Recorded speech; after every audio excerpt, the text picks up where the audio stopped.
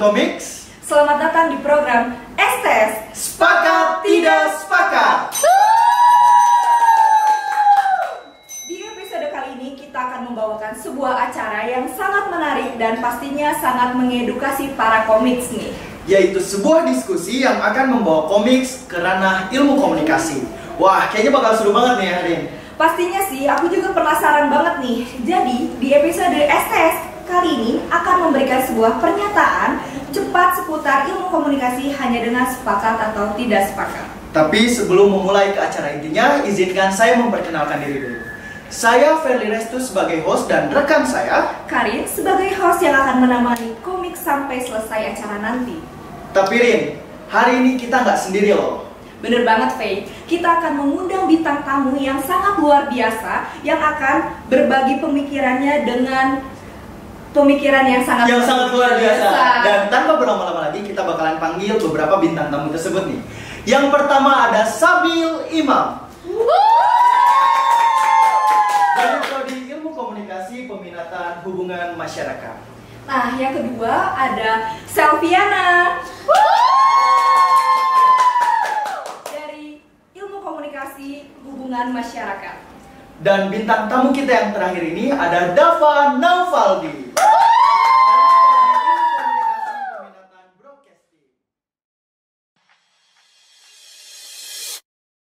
Nah, kita udah bareng sama bintang tamunya nih. Tapi sebelum kita mulai ke inti acaranya, kita bakal ngebacain dulu peraturan mosi tersebut secara universal.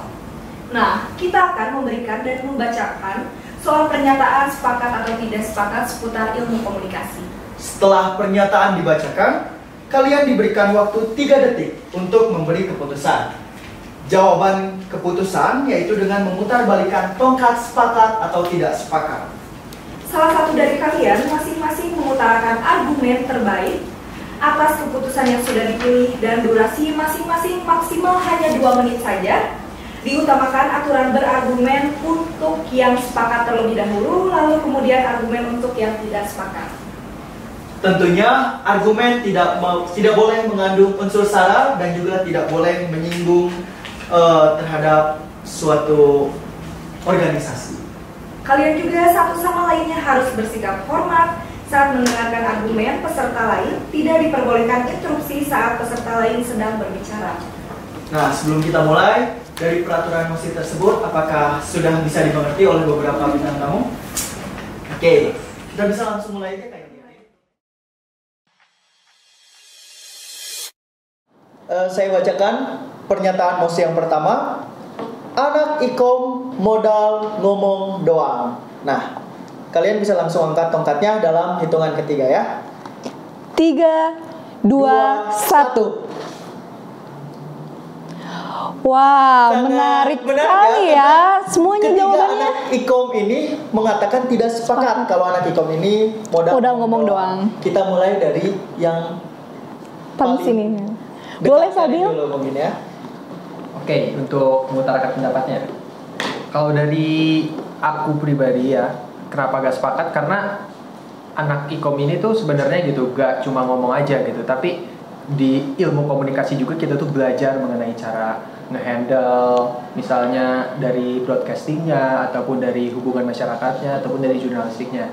Cuman memang kayak lebih ke apa ya, dicirikannya gitu kan, karena kita namanya ilmu komunikasi jadi orang-orang mikirnya kayak anak ilmu komunikasi ya cuma ngomong aja gitu. Sebenarnya kita juga belajar mengenai cara menganalisis isu juga, misalnya di humas ya gitu kan, cara untuk berkoordinasi dengan yang baik juga, ataupun kalau di broadcasting kita cara untuk tapping live dan sebagainya. Kita kan ada belajar yang technical juga gitu, ada yang belajar dengan practical juga, jadi gak cuma ngomong aja sebenarnya. Dan ilmu komunikasi ini tuh sangat luas, saking luasnya kadang jadi kemana-mana gitu. Gitu sih.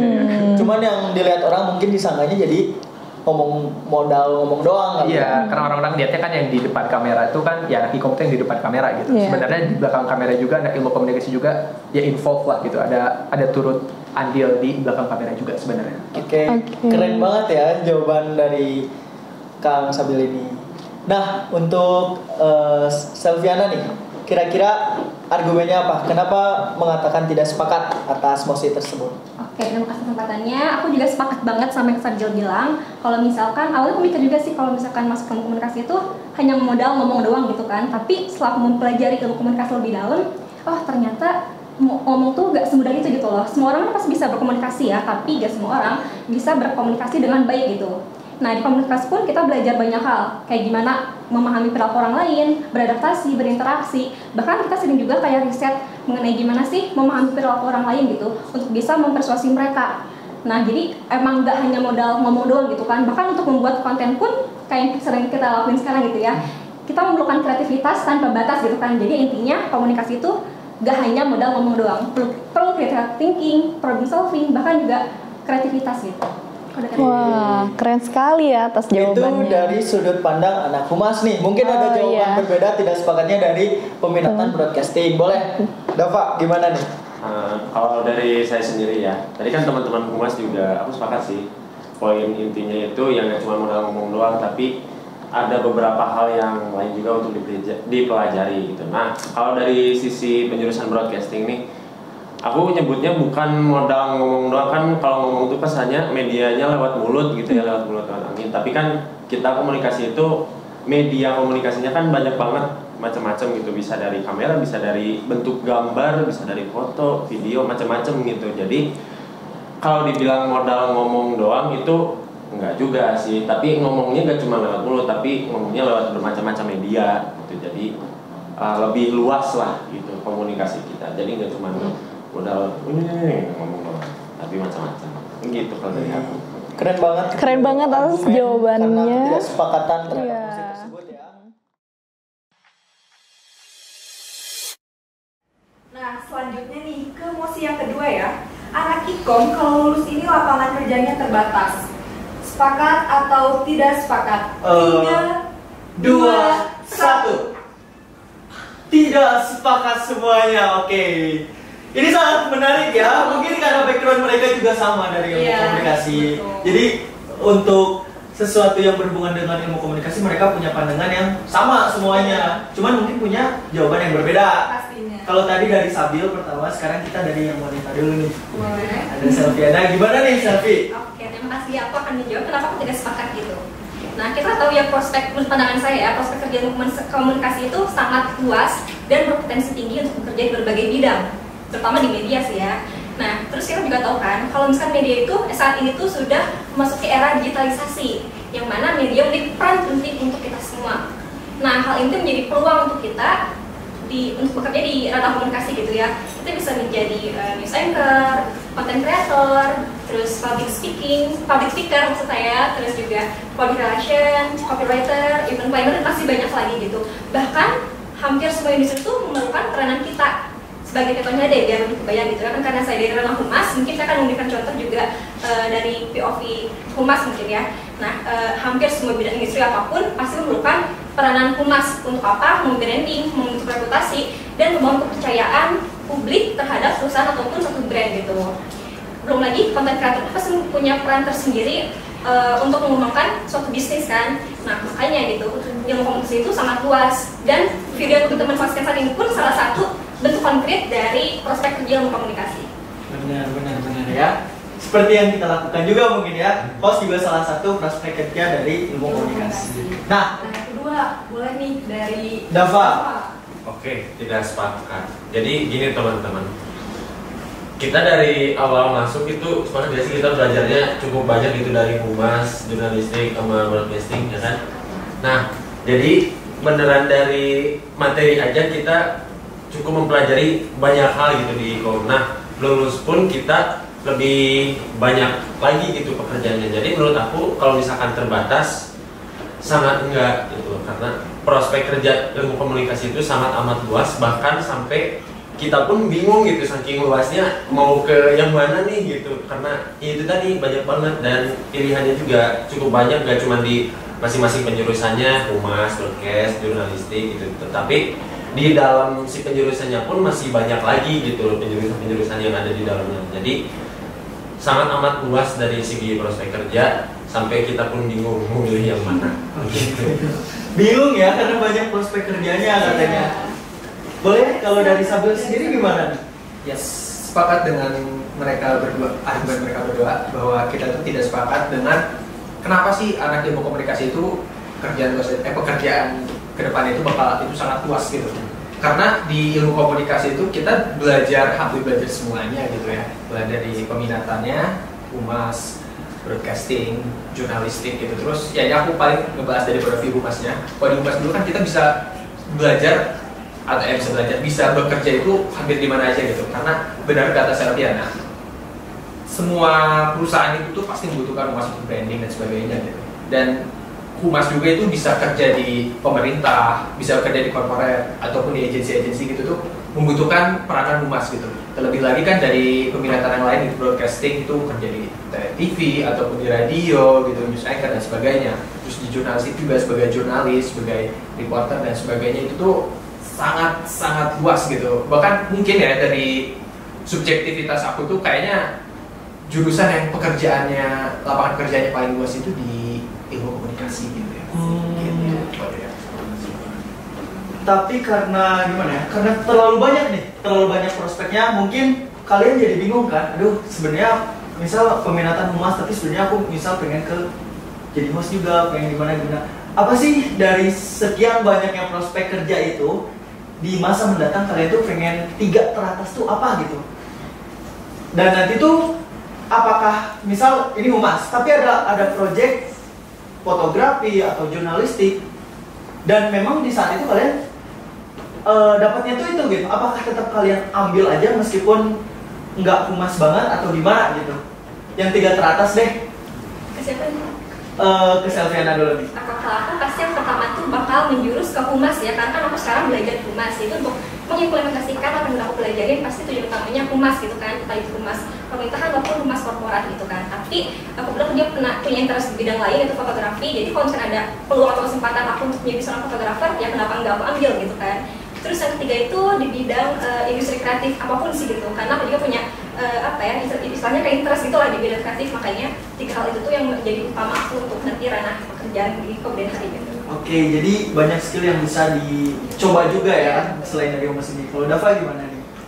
Kalau dari aku sih yang pertama jelas karena aku ada di broadcasting dan ini udah pekerjaan ini tuh udah aku lakukan dari lama gitu. Yang pertama sih as a videographer atau video editor, karena itu tadi udah lama untuk mendalaminya. Dan kalau misalkan ada chance gitu, ada kesempatan buat kerja di bidang humas misalkan, ya bisa dibilang kayak content writer, ya aku juga pasti ambil aja. Karena apa ya, suatu saat kan kita juga udah belajar cukup banyak ya di ilmu komunikasi gitu, dan menurut aku sayang aja gitu kalau misalkan aku mau belajarnya cuma di broadcast doang, tapi ilmu yang dikasih waktu di awal-awal kayak ada humasnya itu gak diterapin juga gitu. Jadi kalau misalkan ada kesempatan itu ya kenapa enggak. Terus yang terakhir sih aku pengennya jadi apa ya, lebih ke kayak creative director sih, karena itu cukup potensial dan cukup menarik menurut aku. Nah, kalau dari sebelum gimana? Oke, kalau dari aku sih paling ngacu sama ini ya, kayak kredibilitas atau bekal yang aku miliki gitu. Misalnya memang aku tuh sangat ingin kerjanya ya pasti di humas gitu ya, misalnya let's say di social media specialist ataupun di humas yang benar-benar untuk di pemerintahan yang kayak yaudah gitu, humasnya itu benar-benar nge-branding sebuah pemerintah ataupun sebuah lembaga ataupun sebuah korporasi gitu. Itu yang benar-benar aku idamkan ya kasarnya tuh gitu. Tapi kalau misalnya dapat kesempatan bisa menjadi handle di dunia televisi ataupun radio gitu, aku tuh pasti bakal melihat dari bekal yang aku miliki ataupun kredibilitas yang aku miliki pribadi gitu. Takutnya aku nggak bisa keep up di sana, jadinya malah gak enjoy kerjanya itu gitu. Kalau pengen sih pasti pengen gitu. Oke, boleh tepuk tangan dulu untuk jawaban kalian.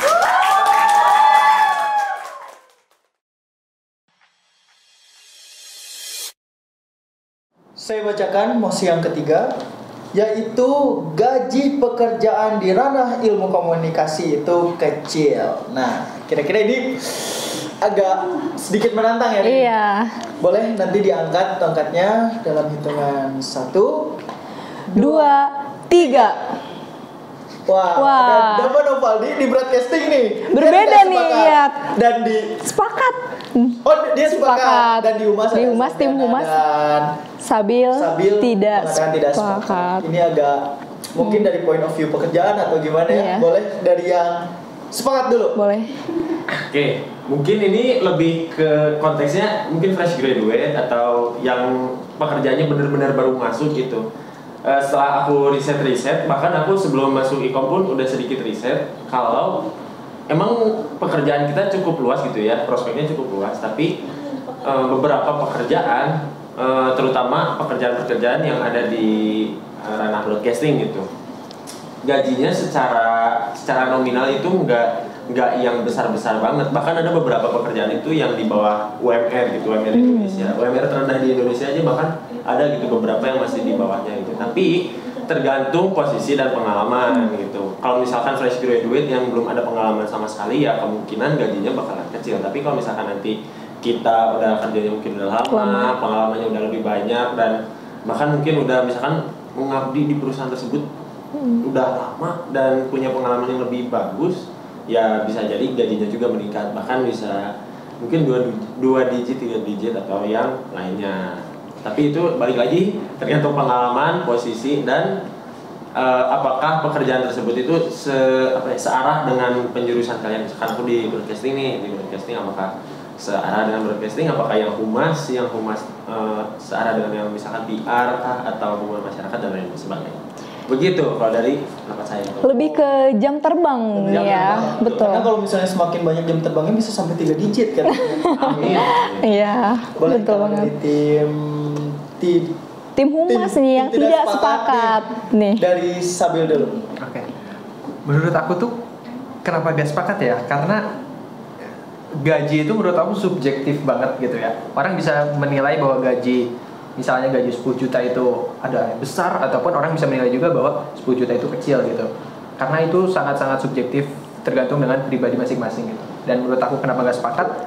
Karena aku juga udah riset juga gitu ya. Utamanya di pekerjaan humas itu untuk yang fresh gradu, apalagi udah punya jam terbang atau pengalaman itu bisa ya oke lah gitu menurut aku gitu, gajinya tuh oke lah 1 digit 2 digit dan sebagainya lah gitu.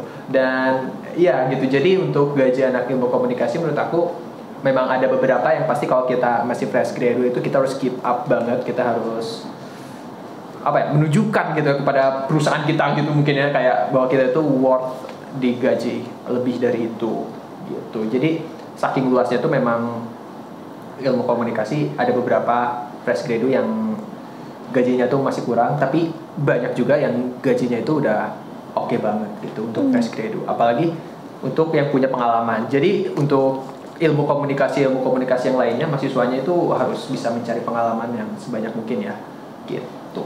Oke, tapi menurut Sabil sendiri nih kan subjektif ya, berarti gimana pengeluaran orang tersebut juga. Terus menurut Sabil sendiri, gaji terkecil yang pernah Sabil dengar atau gimana gitu, dan 1 juta misalnya menurut Sabil itu cukup atau enggak?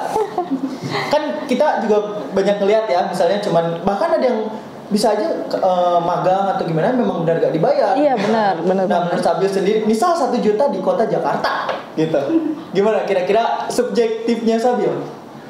Wow, sangat kecil sih. Sangat kecil. Tapi kalau yang Sabil dengar nih fresh graduate yang gajinya wow gitu, itu berapa?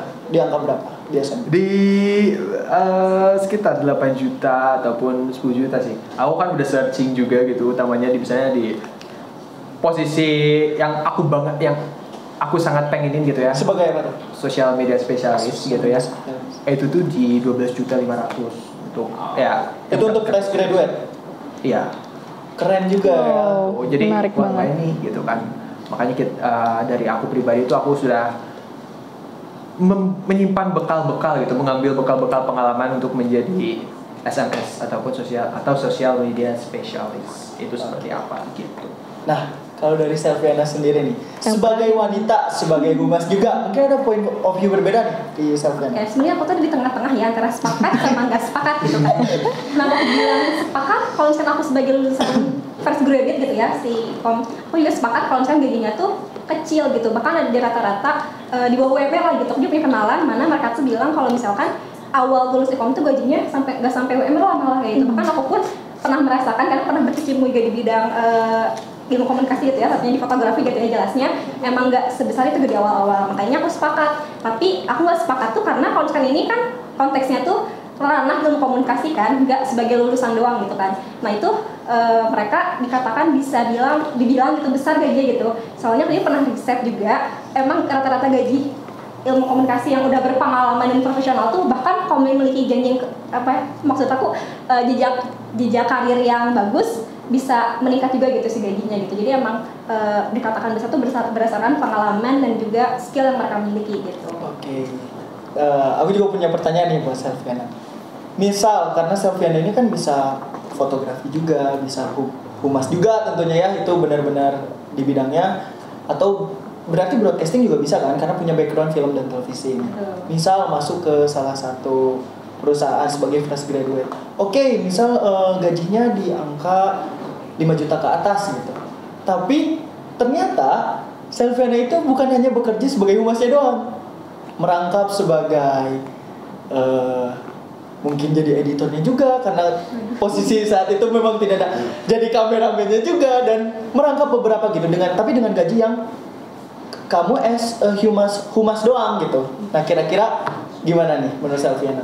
Kalau misalkan awal banget jadi karyawan baru gitu ya bisa dibilang, aku sebenarnya mau ambilnya sebagai pencitraan mungkin ya, biar dilirik sama mereka gitu. Kalau aku tuh bisa pakai aku di situ gitu. Tapi kalau udah profesional ya aku nggak mau lah, karena kan aku punya tupoksi sendiri gitu, punya porsi sendiri untuk melakukan kerja gitu. Kalau misalkan digajinya lebih tinggi ya kenapa enggak gitu, kan tetap gaji yang sama kajian.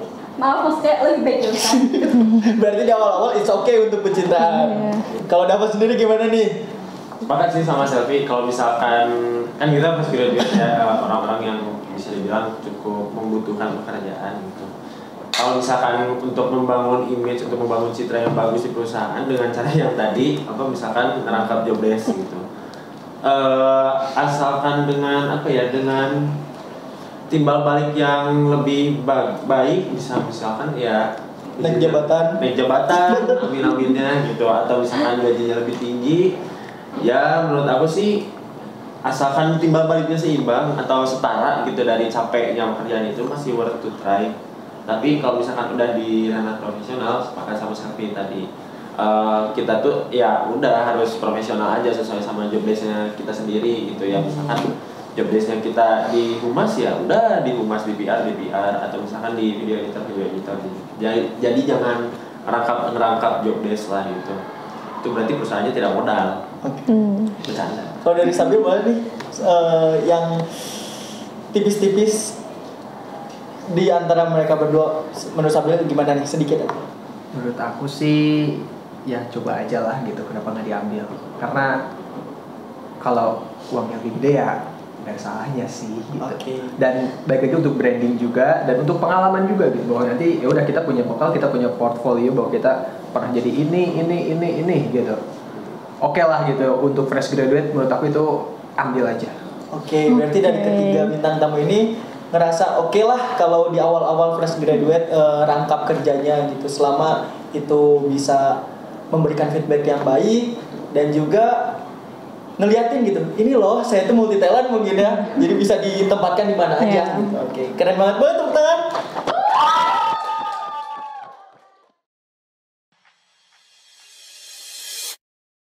Komix, hari ini terasa begitu cepat ya. Rasanya baru saja kita memulai acara, tapi sekarang sudah mendekati akhir.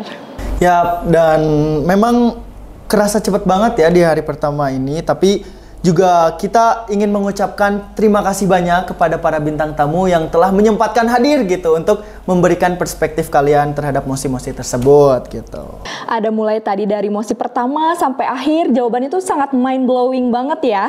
Mendapatkan di sini tuh teman-teman mendapatkan inspirasi, ilmu-ilmu baru gitu tentang perbedaan pandangan talent-talent seputar ilmu komunikasi. Terima kasih juga kepada teman-teman yang telah berkontribusi dalam acara ini. Saya Verly dan aku Karin. Sampai jumpa di episode selanjutnya. Bye bye.